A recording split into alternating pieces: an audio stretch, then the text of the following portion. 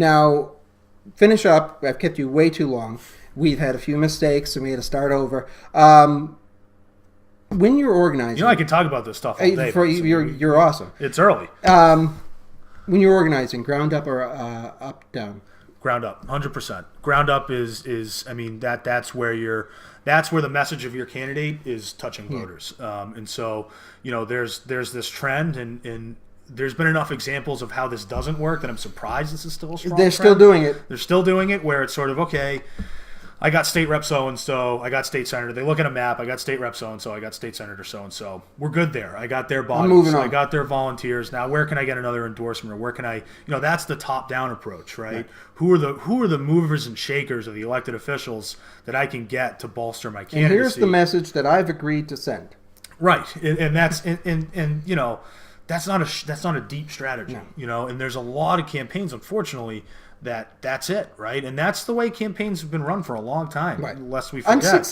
Unsuccessfully. And you know, back in the 70s, 80s, 60s, I mean, this is the sort of advent of television, I think, has driven some of this as well. The way ad buys are done there. And now the new ad buys with social media. It's just this idea, like, people, I think, mistake these strategies for the low-hanging fruit, right? I'm going to talk to so many more people if I put this money here, or if I get this elected official.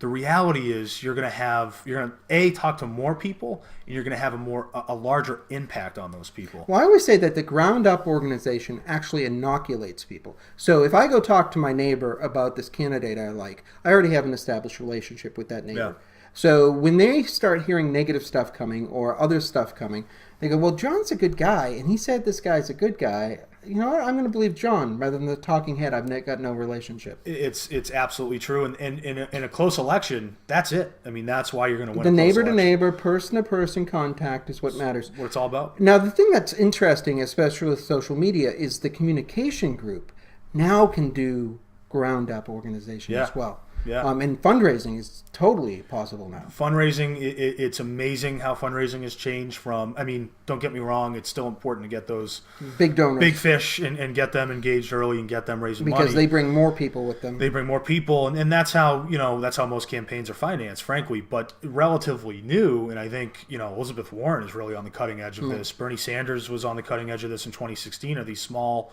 dollar. Right. Well, Obama's the one who broke it. Right, Obama, yep, in 2008, 2012. Without a doubt, $50 donors are driving campaigns these days, and that's a tough thing to do because there's a lot that goes into that. I think the number one thing is just you have a great candidate with a great message that goes viral. Right? But then you got to go ground up. You got to have a system for saying, "Hey, you just gave us $50. Can you get us to get?" How to catch the emails? How to make sure every single person who makes a donation is asked to do another one, and you know you get asked to bring more people asked to bring more people in, right? And that's that's really a science. I mean, there's a lot of people who just spend their whole lives on how to build out these email lists. Well, so Kate Donahue, who we both know, the super volunteer, once told me this story. She was at a big dollar donor event, and they asked her, who does she prefer to work with, high dollar donors or low dollar donors?